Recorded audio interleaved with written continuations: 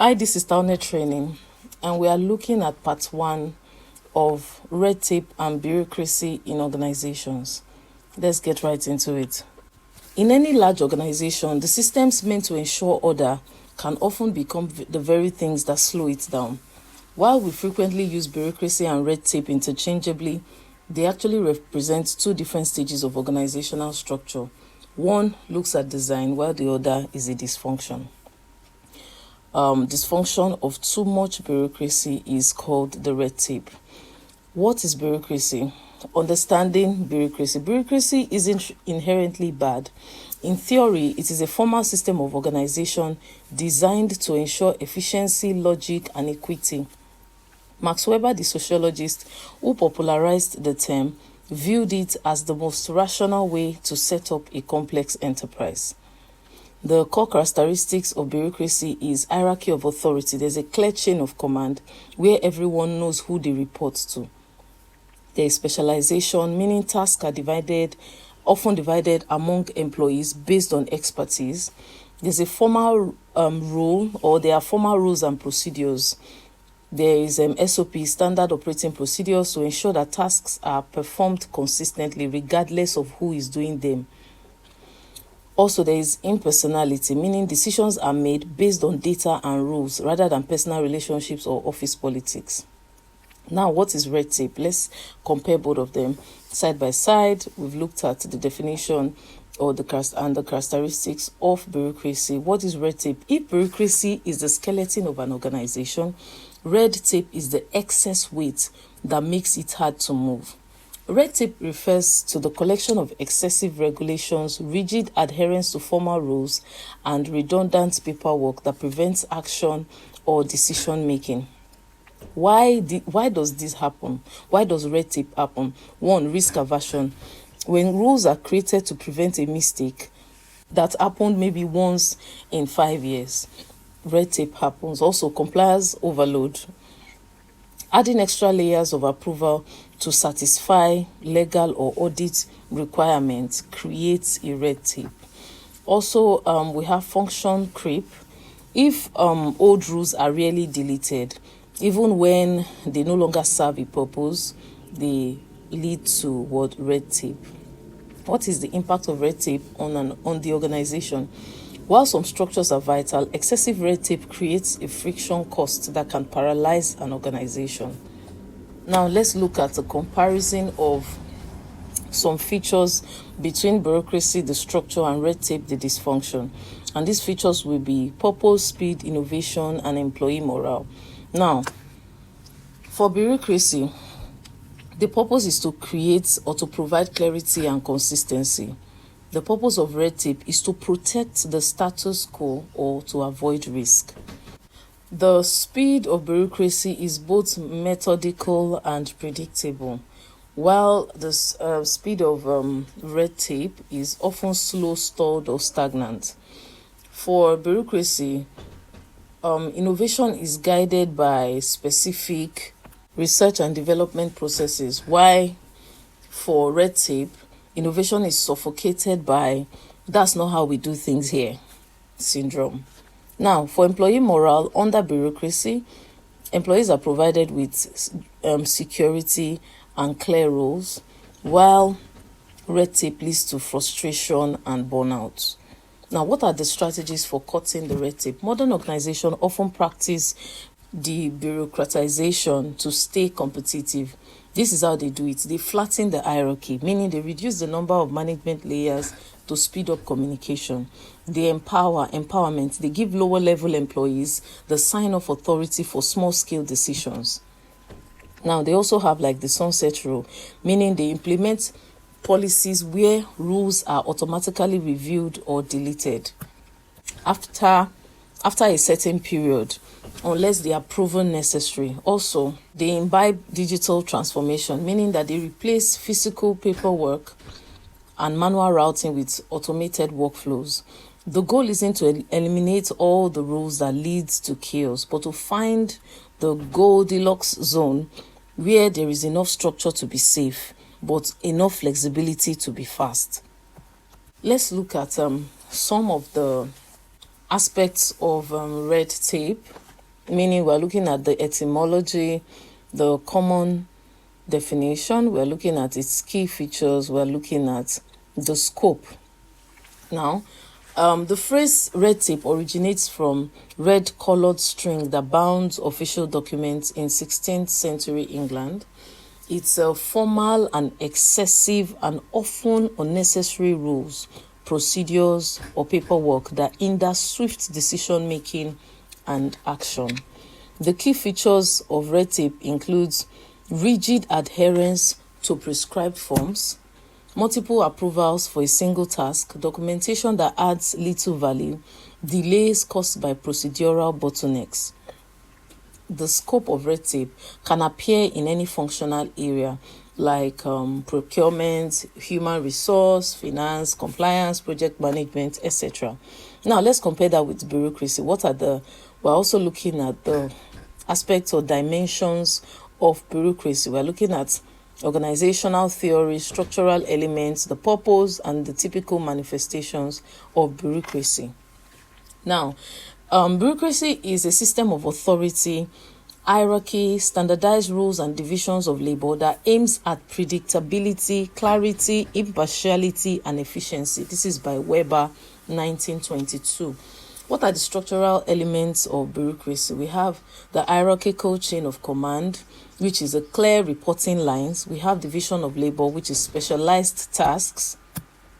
We have formal rules and procedures, which is like written standard operating procedures. We have impersonality, which is decision-based rules, not personal preferences. Also, what's the purpose of bureaucracy?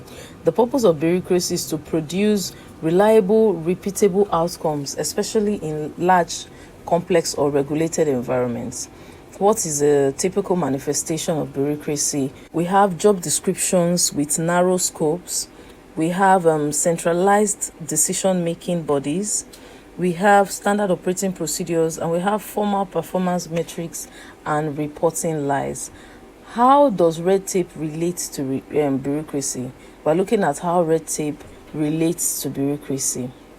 Now, we're comparing the relationships side by side with their insights. Red tape equals excess bureaucracy. All bureaucracy systems need rules, and red tape is an overabundance of those rules where the marginal benefit is negligible or negative. What's the symbiotic risk between red tape and bureaucracy? A high bureaucratic culture can institutionalize red tape, making it very highly resistant to change. What are the positive and negatives of the red tape relationship with bureaucracy? Not every rule is red tape, right? Good bureaucracy, that means clear and necessary procedures, enables coordination, whereas bad bureaucracy, which is redundant, outdated, or contradictory rules, becomes red tape. I'm very glad and excited about this topic because it's been something that I know about administration that has been like a bottleneck, but I've been trying to, find expressions, find the exact, to go about the study. And today I was reading, I think, the book of Ecclesiastes. I was studying the scriptures, and I read with a translation called the Living Bible. And, part of it, I just stumbled on that particular word, red tape and bureaucracy, and I looking into it, lo and behold, it was everything and more, concerning what I have been, needing expression for all the while. So it's an exciting topic for me. Let's just enjoy it together. What are the root causes of red tape in organizations? We're looking at different categories. We're looking at the regulatory and legal category. We're looking at the historical legacy. We're looking at risk aversion, power consolidation, lack of process ownership, technology mismatch, cultural norms, etc. These are what we're considering. These are the categories we're considering under the root causes of red tape in organization. We're looking at their typical drivers and maybe an illustrative example. Now, let's look at the root causes of red tape.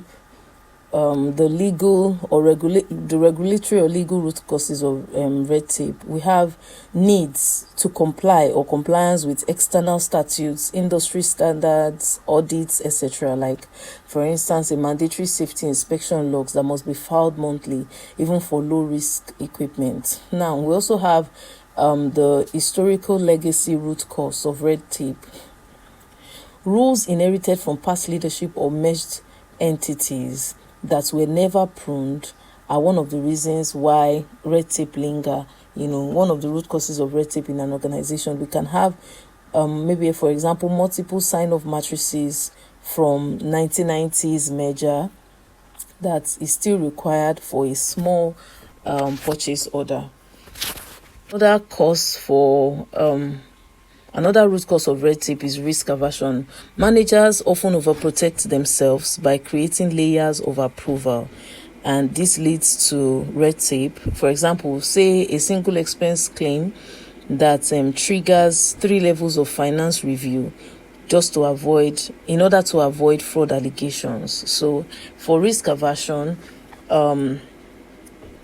managers oftentimes try to protect themselves by creating different layers of approval, and this leads to red tape. Another cause of red tape is power consolidation. Controllers often use procedures to retain authority or to micromanage orders. Like, for instance, department heads can require personal sign-off to all external communications. Another cause of red tape is lack of process ownership, where there is no clear owner to evaluate, to update, or to retire the procedures. Maybe there is no clear owner in evaluating the red tape, the rules, to know if these rules are already archaic, are no longer necessary, are still relevant. There's no clear owner to evaluate the rules. The red tape remains. For example, SOPs for onboarding staff members that includes a step that references a discontinued software platform because probably it has not been reviewed. That particular procedure can linger for a long time. Now, another cause of red tape is technology mismatch. Here, manual paperwork still persists because digital tools are maybe poorly integrated in an organization.